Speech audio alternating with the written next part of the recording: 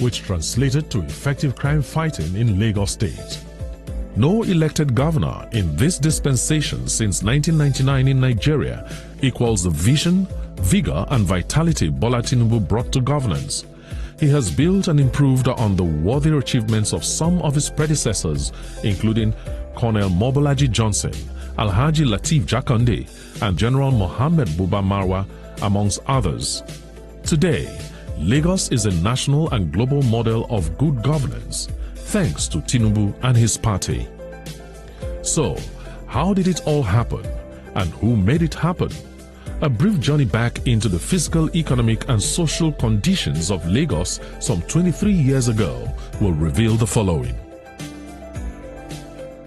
When we came in as a democratic government in 1999, May was precarious, was coming into a jungle and an uncivilized environment. One, there were revues, mountains of revues all over Lagos. Schools without roofs, no single ambulance to save life.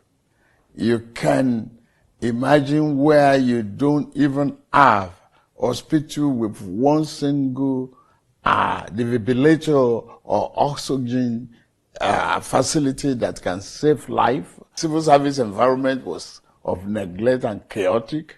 Total chaos and disorganization. Tinubu rewrote the rule book, broke away from development stereotypes, and against all odds, in spite of detractors and political enemies, he initiated and implemented policies that laid the foundation for infrastructural renewal of Lagos. Sunday, 27th January 2002, Lagos experienced the worst disaster in its history when massive explosions rocked Lagos as the ammunition depot at the Ikeja cantonment went up in flames. There was widespread panic, which led to the loss of many lives. The explosions continued for over 2 hours, and the talks of military attack on Lagos was rife. The television broadcast doused tensions and kick-started the massive rescue operations that ensued. This is Lagos State, and the nation have tried as much as possible to keep all aware. The presidency is aware of the situation. Our president is safe and sound. All democratically elected government is in place. There's no need to panic and there's no need to worry. If there's a need for any other action, you will hear from me as soon as possible. The Lagos we see today had one chief architect, Governor Tinubu, supported by a cast of competent technocrats and progressively minded individuals, one of whom occupied Alausa Government House between 2007 and 2015, Governor Babatunde Fashola. Irreversible commitment to democratic value and rule of law is important to me. And will continue to be my abiding principle. Over 200 professionals of international standing formed 31 transition committees and recommended short, medium and long-term measures to make Lagos great again. Their recommendations were woven into a 10-point agenda whose implementation was phased across 25 years. For instance, legendary child health advocate and former Minister of Health, Professor Olikoyi Ransom Kuti, chaired the Committee on Health. It recommended the rehabilitation of the Island Maternity Hospital and other general hospitals as immediate measures. This was followed by the establishment of primary health care centers in each ward in the medium term as part of an efficient primary health care system that will attend to 70% of patients to enable general hospitals handle secondary health care. Other elements of the 10-point agenda include roads, comprising aggressive road rehabilitation in the short term and construction of new roads in the medium term. Transportation, traffic management in the short term, and integrating the mass transit program with roads, rail and water transport services, Lamata, Lagbos, etc. in the medium term. Power and water supply, introduction of independent power projects beginning with Enron IPP for industries in the short term, and IPPs on the island, Alausa, Akute, Odomola, and Adian Waterworks. Environment and physical planning, beautification and waste clearing in the short term, followed by community-based and integrated solid and liquid waste management in the medium term. Education, curriculum review, ownership review in the short term, infrastructural renewal and scholarships in the medium term. Revenue enhancement, short term, diversification of revenue sources, widening the tax net and effective revenue collection mechanism and database development in the medium term. Employment, graduate employment and job creation in the short term and skill acquisition in the medium term. Food security, empowerment of farmers, support for strategic food preservation and farm settlements. Shelter, provision of affordable mass housing and new town developments.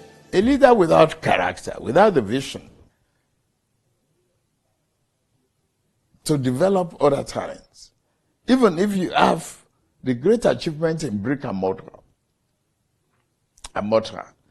building bridges and all that, if you don't build other successes, if you don't surround yourself and build a team of visionary people, you will lose your legacy.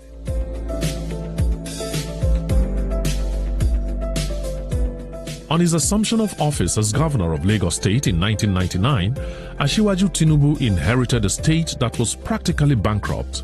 The total budget size of Lagos State at the inception of his administration was a little over 14 billion naira, while the state's internally generated revenue was approximately 600 million naira monthly.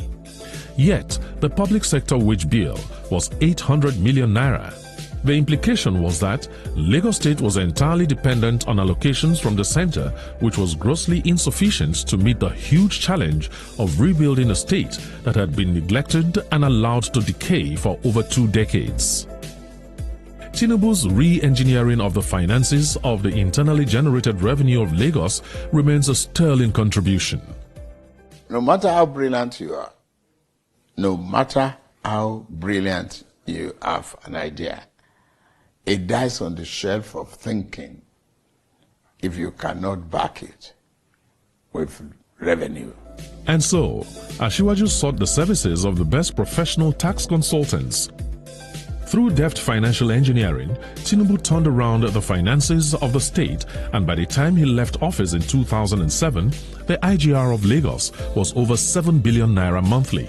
Governor Fashola built on this strong foundation, and the IGR of Lagos became over 15 billion naira monthly. Through meticulous planning and disciplined implementation, the Asiwaju Tinubu administration grew the budget size of Lagos State from 14.2 billion naira in 1999 to 240.866 billion naira in 2007. It is significant that at no time during Tinubu's stewardship did budget implementation performance fall below 60%. In a similar vein, the Tinubu administration consistently maintained an annual budgetary ratio of at least 60 to 40% in favor of capital over recurrent expenditure to ensure rapid infrastructural development.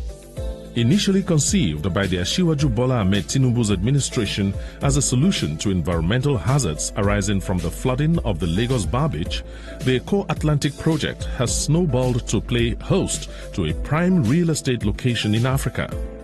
Over the years, the Bar Beach had developed a reputation for overflowing its bank and claiming lives and property. Many times, the Ahmadu Bello Way was closed for safety reasons. Studies showed that between 8 and 14 meters of the beachfront were eroded annually along the Bar Beach. In 2003, the idea of a modern city on the Atlantic coast was publicly discussed to be sited on what used to be the Bar Beach out of the reclaimed land. It will be called Eko Atlantic City, a residential and business district standing on 10 million square meters of land reclaimed from the ocean and protected by an 8.5-kilometer long sea wall. Today, The project has come alive with high net worth individuals and companies, and even the US government is building an edifice on the site. In barely 8 years,